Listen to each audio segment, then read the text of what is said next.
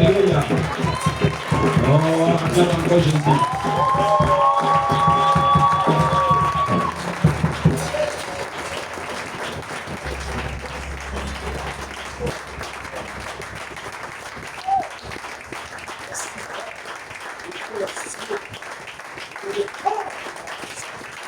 Alléluia. Amen. Alléluia. Grand grâce au Seigneur, le Père des lumières, le Père des esprits, celui-là qui a bien voulu par sa grâce nous permettre en ce jour de pouvoir parler de sa part. Je bénis aussi le Seigneur parce qu'il a déposé la confiance dans le cœur de ses leaders qui sont mes parents. Je suis très heureux. Merci encore beaucoup, papa. Amen. Moi, c'est Papa Massa, Papa Gabriel, par la grâce de Dieu.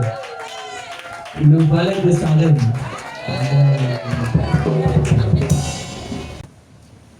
Le thème de mon exhortation ce soir, c'est devenir un hôtel de Dieu pour enfants.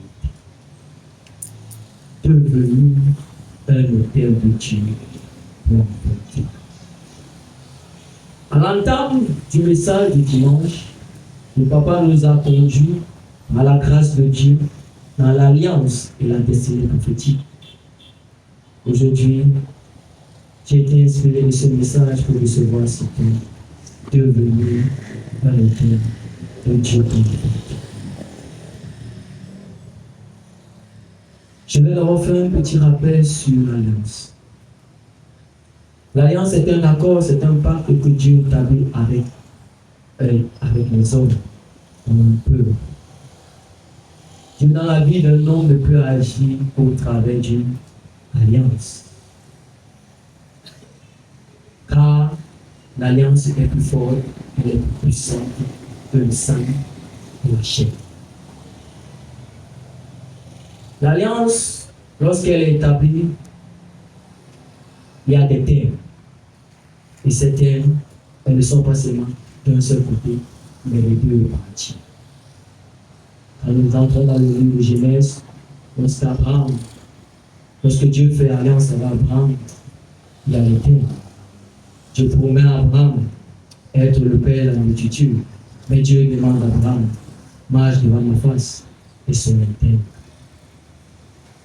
Les termes sont les deux parties. Ce n'est pas seulement d'un seul côté. Alors l'alliance aussi, lorsque nous lisons Genèse, Exode, jusqu'à Apocalypse, nous comprenons que l'alliance peut être dormante. Parce que lorsque nous voyons comment Abraham reçoit l'alliance avec Dieu, l'a conduit à son fils Isaac, et Isaac l'a conduit à Jacob. Mais Dieu a dit à Abraham en tant que le peuple, tes enfants, à qui je donnerai cette terre sur laquelle tu es en pèlerinage, seront en servitude pendant un bon nombre d'années. Pendant ce temps, l'alliance de Dieu est avec Abraham. C'est la question qu'il faut se poser. Si je dis l'alliance peut être dormante, oui, ça veut dire qu'elle doit être vraiment activée. Qu'est-ce qui fait activer une alliance? Lorsque nous rencontrons Abraham, lorsqu'il rencontre Dieu, il bâtit un hôtel. Et c'est au travers de l'hôtel que Dieu se révèle à Abraham. C'est au travers de l'hôtel que Dieu descend rencontrer Abraham. Mais alors, qu'est-ce qui se passe? Pourquoi mon thème parle de devenir un hôtel pour Dieu pour rencontrer? Lorsque Dieu amène son peuple dans la servitude en Égypte, l'alliance est tombée. Le peuple d'Israël subit une dure servitude. Et cette servitude l'amène à crier à Dieu, à pousser des cris de gémissement. Et la Bible nous dit dans Exode 2, partie verset 24, que Dieu entendit les gémissements de la dure servitude d'Israël et se souvint de son alliance. Il se souvint de son alliance. L'alliance était devant. Maintenant, qu'est-ce que Dieu fait pour activer cette alliance? comme l'a toujours fait, il bâtit un hôtel. Avant de bâtir cet hôtel, il cherche d'abord un homme. Parce que, comme j'ai dit au départ, Dieu fait l'alliance avec un homme ou un peuple. Il cherche un homme. Il ramène qui? Moïse. Moïse est en Égypte. Il retire Moïse de ses frères. Il l'amène dans le désert. Il devient beau-fils de Jéthro. Il pèse ses brebis. La Bible nous dit dans Exode 3, partie du verset 1, que Moïse était en train de perdre ses troupeaux, le troupeau de son beau-père Jéthro. Lorsqu'il est temps de perdre, il se dirigea vers la montagne de Dieu, Horeb. Pourquoi la Bible dit montagne de Dieu? Était-ce la seule montagne? Je ne crois pas. Montagne de Dieu. Il ramène Moïse là-bas. C'est quoi l'autel? L'autel est un lieu de rencontre entre le divin et l'humain. C'est un lieu où Dieu rencontre l'homme.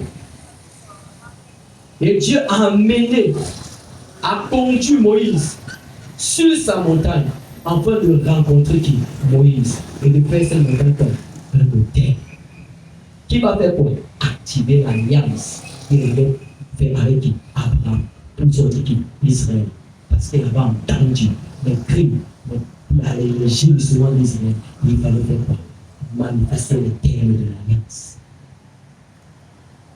Moïse rencontre Dieu au travers d'un buisson Adam. Une révélation propre, claire. Dieu parle à Moïse. Il descend de rêve avec une révélation pure de l'éternel des âmes. Ce que je veux vous faire comprendre ce soir, c'est que est-ce que Moïse, quand il est quitté au rêve, avec tous les prodiges que Dieu lui a donnés au rêve, est-ce qu'il était obligé face à Pharaon de revenir à rêve pour faire les prodiges? Qu'est-ce que Moïse est devenu? Un hôtel. Il est devenu cet hôtel-là où Dieu pouvait rencontrer l'homme et au travers de lui parler à son peuple, agir, démontrer. Est-ce que notre Père, pour exercer son ministère, a besoin de se passer pour lui ici? Non. Il peut guérir à l'est. Peut-être il est le gardien de cette hôtel, mais lui-même est un hôtel. Devenir un hôtel de Dieu pour enfanter. Devenir un hôtel de Dieu pour enfanter. Maintenant, comme Dieu a besoin de cet hôtel pour agir, pour manifester les termes de l'alliance, de la même manière, le diable en a besoin aussi pour manifester aussi sa part d'alliance avec tes pères, avec tes mères, avec tes aïeux, dont il a fait quoi? Établi. C'est là où on arrive donc à la légitimité d'agir. C'est quoi la légitimité d'agir? La légitimité d'agir, c'est ce droit reconnu d'avoir le pouvoir de faire quelque chose. Est-ce qu'on peut mener Luc 22, verset 31, s'il vous plaît?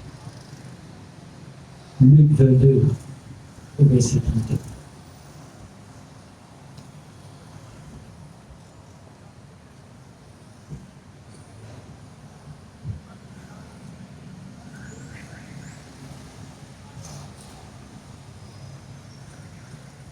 Luc chapitre 22, verset 31. Oui. Le Seigneur dit, Simon, Simon, Satan vous a réclamé pour vous cribler comme le froment. Satan vous a réclamé pour vous cribler comme le froment. Qu'est-ce qui donnait la possibilité à Satan de réclamer Simon et ses frères? Pourtant, Simon et ses frères étaient avec le Maître, marchaient avec Jésus, s'asseyaient avec Jésus, mangeaient avec Jésus. Mais pourquoi Satan a encore la possibilité de les réclamer? Dites la légitimité d'agir. Lorsque Simon et ses frères viennent à Jésus, sont-ils 3 fois saints? Est-ce qu'ils sont 3 fois saints? Lorsque tu es venu à Dieu, tu étais 3 fois saint. Tu n'étais pas 3 fois saint. Mais tu veux que comme abracadabra, la gloire de Dieu se manifeste dans ta vie, tu commences à enfanter. C'est facile, hein? C'est très facile. Mais ce n'est pas ça. C'est un processus. Et dans ce processus, il y a des hôtels qui vont te réclamer, comme on a réclamé tout. C'est bien et ça fait. Il fallait que Jésus prie. Il fallait une intervention quoi? Divine. Parce que sans intervention divine, c'était impossible. C'était la même chose que Dieu a fait pour le peuple d'Israël. Ils étaient en servitude, soumis, ils appartenaient à qui? À Pharaon. C'est pour ça que Dieu a dit à Moïse, je sais que Pharaon ne va pas les laisser partir, si ce n'est que par une voie puissante. Il faut quoi? Une intervention divine. L'autel. Quand on parle toujours d'autel, on voit toujours nos origines, nos pères. Non, c'est pas seulement ça l'autel. L'autel, c'est tout ce qui est péché dans ta vie. Le snack dans lequel tu es entré là, c'est un hôtel. Je me souviens, je papa fait un témoignage. Il disait, il fallait la reine des bars. Elle garde son hôtel, le bar. Et tous ceux qui côtoient les bars servent qui? La reine des bars. Et lorsque tu vas venir à Christ, tu es là, 1 an, 2 ans, 3 ans. Tu ne pars plus au bar, mais tu es prisonnier des bars. Un jour, quand la voix du bar crie, tu te retournes en train de couper bien. Amen. Amen. La légitimité d'agir. Légitimité d'agir. On est entré dans beaucoup de lieux, on a fait beaucoup de choses, je ne connais pas. Où tu es parti à Puyo, tu es parti Cassou, tu es parti, je ne sais pas. Mais laisse-moi te dire que partout tu es passé. C'était quoi? Un hôtel auquel tu te connectais. Tu t'es connecté à des hôtels. Le mensonge, c'est un hôtel. L'hypocrisie, c'est un hôtel. Parce qu'il y a le gardien du mensonge. Il y a le gardien de l'hypocrisie. Il y a le gardien de la méchanceté, de la colère. Je me souviens, il y a un frère, il est plus ici aujourd'hui avec nous. Un jour, un matin, il me rencontre. Il me dit, frère Gabriel, tu as fait un songe aujourd'hui sur toi. J'étais sûr qu'elle allait me donner quelque chose de glorieux. Et c'était vraiment plus glorieux que je l'ai pensé. Il me dit, j'étais vu en songe. Tu bagarrais dans un bar. Dans cela. Tu bagarrais. À un moment donné, tu es sorti du snack. Quand tu es sorti, c'était comme une victoire. J'ai dit, gloire à Dieu. J'étais à la main de Dieu. Mais mon esprit était en train de bagarrer pour sortir du snack. Ça veut dire qu'un jour, je peux me retrouver ici là. J'ai fini le culte après, je m'en vais au snack. Parce que tout hôtel a une voix. Et quand la voix crie, tu pars seulement. C'est comme ça qu'on se retrouve aujourd'hui avec des hommes de Dieu, avec des frères dans l'assemblée. Ils modèrent, ils chantent, ils prêchent. Mais un jour, ils se retrouvent dans l'impudicité, dans le vol, le mensonge. C'est quoi? L'autel a crié. L'autel a crié. Oui, ça m'a énervé. Il a commis ses bêtises. Lui-même ne sait pas pourquoi. Tu manifestes tes émotions, les sentiments. Tu te dis non, c'est normal. C'est pas normal. C'est pas normal. Non, c'est moi, tout ça, c'est pas toi. Autrefois, tu as été connecté à un hôtel. Et aujourd'hui, l'hôtel crie, t'appelle, te réclame. Parce qu'il a une légitimité d'agir sur toi. Une légitimité d'agir. De la même manière que Dieu demande cela, le diable aussi demande cela. Et nous alimentons l'autel du diable en commettant le péché. Ça alimente son autel et ça lui permet d'encore plus nous réclamer. De la même manière que Dieu aussi nous demande, mon fils, ma fille, marche dans la sainteté, marche dans la pureté, marche dans la sanctification, fais ceci, fais cela, pour que je puisse agir en toi. Parce que Dieu a besoin que Christ se forme en nous pour qu'il ait la légitimité d'agir. Non pas par nos propres capacités, mais parce que son fils est qui? En nous. Dieu ne nous bénit pas, il bénit son fils en nous. Il bénit son fils en nous. Et nous devons nous exercer à la piété. Marcher dans l'intégrité. Pour que cette légitimité d'agir passe des mains de Satan aux mains de Dieu. Parce que dans l'église d'aujourd'hui, on a beaucoup de problèmes. C'est qu'on est beaucoup plus réclamé de l'autre côté que du divin. Pourquoi? Parce que si on essaie de voir, on essaie de scanner, on va comprendre qu'on manifeste beaucoup plus d'activités, de choses qui alimentent l'autel du diable, mais peu qui alimentent l'autel de Dieu. Aujourd'hui, Dieu nous dit, devenez mon autel pour que vous puissiez enfanter. Devenez mon autel pour que vous puissiez enfanter. Parce que si tu ne deviens pas mon autel, tu ne vas pas enfanter. Ce n'est pas moi qui va te faire enfanter. Tu vas enfanter de la part du diable. Amen. Amen. Nous allons continuer. Pour encore plus avancer, nous allons arriver sur le pouvoir de devenir. Oui, devenir un autel. Maintenant, qu'est-ce qui nous donne la capacité de devenir un autel? Jean, chapitre 1, verset 12. Je lis au nom de Jésus.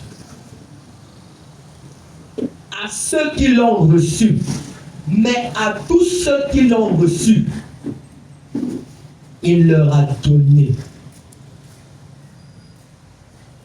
Mais à tous ceux qui l'ont reçu, à ceux qui croient en son nom, elle a donné le pouvoir de devenir.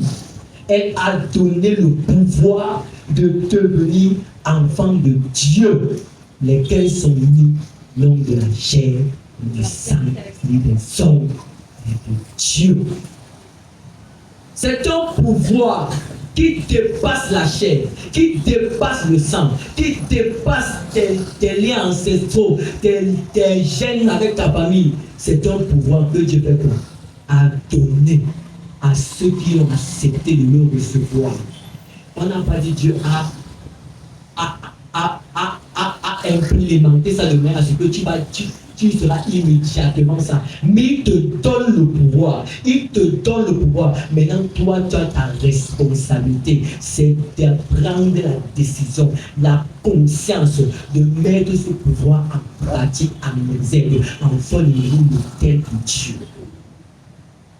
Parce que si tu ne le fais pas, Dieu ne peut pas agir dans ta vie sans que toi tu lui donnes l'accord.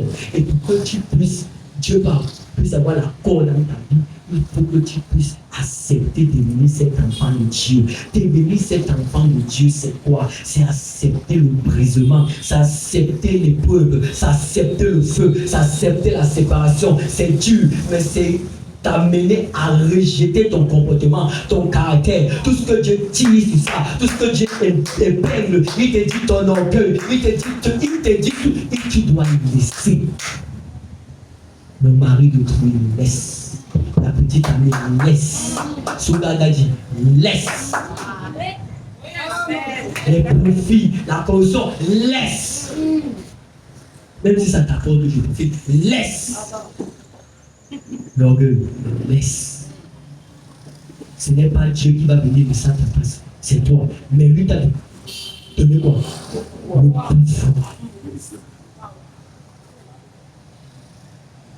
Quand tu vas lire Genèse, dans ces 3 ou 4, Dieu dit à Caïn beaucoup. Tu as le se coucher à ta femme. Donc, fais quoi? Domine. Pour dire que Caïn avait le pouvoir de dominer, il avait le pouvoir de dominer. Mais il n'a pas voulu, il n'a pas accepté. Pour dire que c'est une décision comment personnelle. On va relâcher la parole ici, lui on va relâcher. Mais qu'est-ce que toi tu fais de cette parole? Ce n'est pas que le pasteur n'a pas le parole. Ce n'est pas que le pasteur n'a pas la puissance. Mais c'est toi qui n'es pas disposé. Excusez-moi, tu n'es pas disposé. Parce que Dieu cherche comment il va agir au travers son bas sur toi, mais il ne voit pas. Il ne voit pas, il n'y a pas. Parce que tu ne permets pas. À cause de tout ce que tu es encastré en toi. Au lieu de les faire sortir, te libérer, te détacher de ça. Aujourd'hui, Dieu dit, devenez mon autel. Je suis avec vous, devenez mon autel. Je vois vos cris, comme Israël poussait les cris. Israël poussait les cris. Tu as entendu, tu as vu ta souffrance, il t'a connecté à son assemblée, à son autel. Il te soumet parce qu'il a envie de manifester les termes de l'alliance dans ta vie pour que tu puisses manifester ta destinée prophétique. Mais qu'est-ce que toi tu fais? Mais qu'est-ce qu'on fait? La plupart du temps, qu'est-ce que nous faisons? Nous faisons quoi? David, dans sa vieillesse, lorsqu'il pêche avec Bathsheba, après cela, David, lorsqu'il a vu les panthères dans sa maison, il a arrêté tout. Au point même dans sa vieillesse, on lui a amené une tsunami à Abigail. La Bible dit qu'elle était fort belle, vierge. Elle devait coucher auprès du roi. Mais la Bible dit que David ne l'a connue point. Après Bathsheba, la Bible dit que David ne pécha plus. Il est devenu un autel. Il a accepté de devenir un autel. Abraham a accepté marcher dans l'intégrité, devenir un autel. Il pouvait dire non, ne marche pas. C'était pas comme si Dieu l'avait forcé. Dieu lui a dit marche devant ma face. Il a dit Abraham, je te force. Non. C'était une question de volonté. Jacob pareil. Pierre pareil. Malgré ses multiples. Je ne sais pas quoi dire. Mais Pierre, là, le dit, regarde, a dit Jésus, le ton ici, là, moi je deviens ton père. Regardez comment Dieu agit puissamment. Puissamment. Dieu l'a parlé comme prédicateur, lui qui a réglé Jésus. Prédicateur l'a parlé comme 3000 personnes. Parce qu'il a cette quoi? Terminé. Cette année, on va enfanter. Qu'est-ce que Dieu t'a promis? Qu'est-ce que Dieu t'a promis? Il y a des enfants qui crient en toi. Parce que tu les alimentes. Et il faut que tu sors de là. Il faut que tu sors de là. Il faut que tu prennes une décision personnelle de quitter, d'abandonner, de cesser d'alimenter ces hôtels définitivement dans ta vie. Tous les actes, tout ce que tu fais qui ne sont pas en concordance avec la parole de Dieu, tu alimentes le hôtel du diable. Et par conséquent, le diable va te réclamer. Même à la porte de ta bénédiction, il va te réclamer. Il va te réclamer. Je vais t'aimer ici. Il y a les actes de tout. Je me sentais moins colère. Je ne sais pas comment la colère a été. Je me suis questionné. Mais tu ne sais pas ma colère, ça. C'est pas, je me suis questionné. Je me dit, mais c'est quelle colère? Un jour, je fais un songe. Le Seigneur me révèle que ce n'est pas ta colère. C'est l'autel de la maison de ton Père qui alimente cette colère. Et par cette colère, tu es connecté encore à cet autel. Je dis, d'accord. Si je ne veux pas sortir, c'est pas une seule, c'est pas un seul, c'est plusieurs hôtels. J'entre dans le programme. Le Seigneur me conduit à l'exode. Je commence à méditer l'exode. J'avance à l'exode. Je vois comment le Seigneur dit à Moïse, Moïse, Pharaon ne va pas les laisser sortir. Il ne va pas les laisser sortir si ce n'est pas mon bras puissant. Il y a des moments où tu as besoin de l'intervention de Dieu. Mais toi, ton rôle, c'est de prendre la décision d'arrêter. Pour que Dieu puisse faire quoi? Agir. Avoir cette légitimité pour pouvoir agir. Je continue. Quand tu continues à lire, tu arrives au moment donné où la Bible nous parle que le peuple d'Israël sortit dans la nuit, traversant la mer dans la nuit. Dans la nuit. Il me lève à 2h30, il dit qu'aujourd'hui là, même si on fait quoi, je vais quitter le secrétaire. Parce qu'aujourd'hui, quand j'ai prié, le Seigneur m'a montré comment un arbre, il me dit ça, c'est le tel. Votre famille qui entasse tous les nuits de votre famille. Ils sont là, cet arbre. Où là, vous pourrez tisser des alliances. Tu dis qu'aujourd'hui, tu es là. Tu veux sentir. Pas par ma force, mais par ta force. Je commence à prier. À un moment donné, je vous assure, je perds la force. C'est là où je rentre dans mon livre de personne. L'osez dire à toi, face à la rouge, ne craignez pas. Restez à votre place. Regardez que l'Éternel nous offre une délivrance aujourd'hui, car c'est la seule que nous voyons. Vous n'allez plus jamais les voir.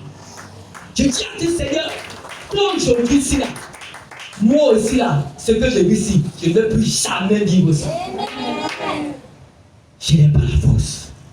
Je continue à avancer après Moïse, je continue à dire, l'Éternel descendra, il combattra pour toi, reste en silence. Mon épouse est réveillée. Elle est assise. J'ai commencé à prier. Je n'ai pas la force. Je me suis assis sur le lit. Je regarde le lit. Je regarde le plafond.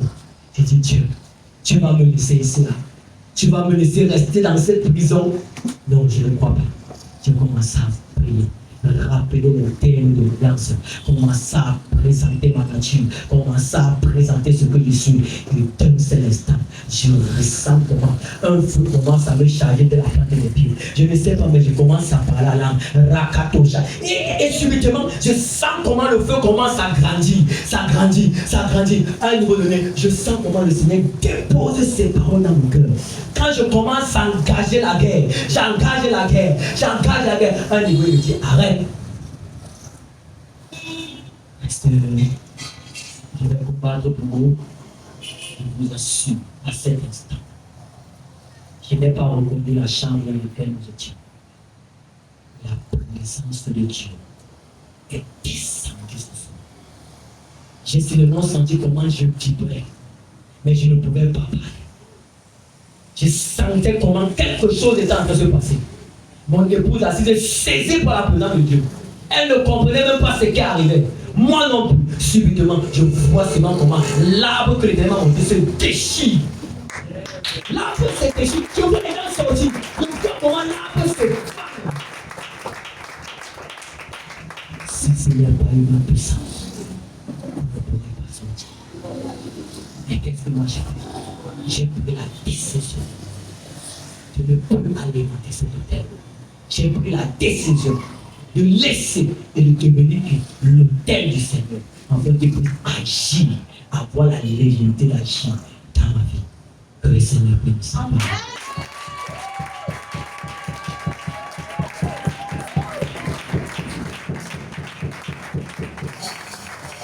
Éternel notre Dieu, tu es le Dieu tout-puissant, tu règnes et vis éternellement, éternel, éternel notre Dieu, tu es le Dieu tout-puissant.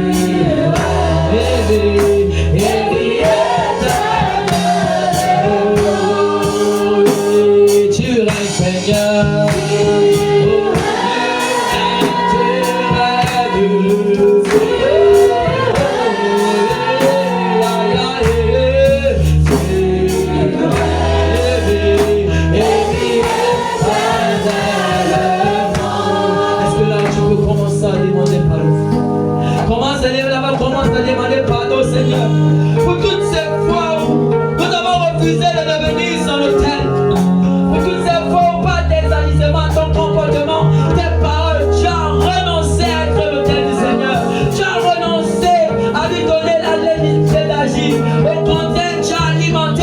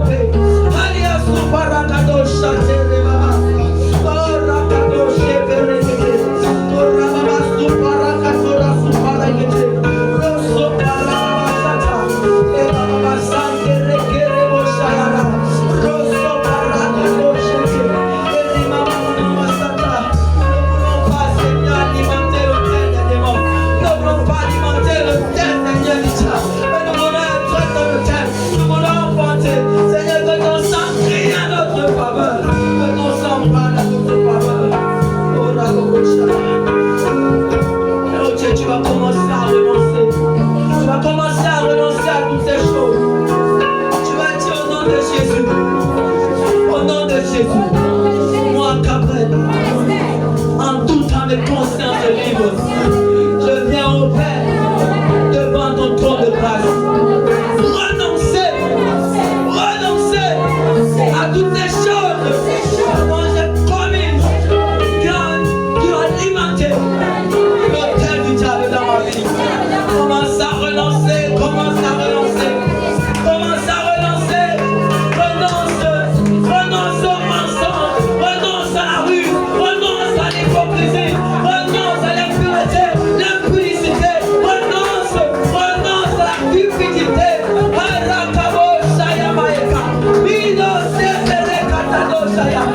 Nous renonçons à l'orgueil, à la colère, nous renonçons à la méchanceté, nous renonçons à la vertu, à la flamme, Seigneur, et pitié, nous renonçons à cela, au nom de Jésus, nous renonçons à tout cela, nous renonçons à tout cela, nous renonçons à la vie, dans nos cœurs, nous renonçons à toutes les choses qui ont alimenté en tout temps mes consciences libres, nous renonçons à cela, au nom de Jésus, au nom de Jésus, amen. Tu m'as dit, protège les ténèbres dissimulées, cachées dans les eaux, les forêts, les lieux arides, dans les vallées, les cimetières, depuis mes origines, qui parlent encore contre moi. Je viens en tout dans mes consciences libres te présenter le sang de Jésus, l'alliance par l'Éternel, par laquelle je suis fils, par laquelle j'ai été racheté. Toi, reçois maintenant le sang de Jésus, le sang de Jésus, et sois brisé, une fois, deux fois, trois fois, en battant le brise-moi ce matin, la c'est pénible, l'autre pas éternise-moi c'était, l'autre pas toi qui parles encore contre moi, par la puissance du sang de l'agneau, par la puissance du sentiment racheté, et la rançon de mon Seigneur, je déverse ce sang de toi.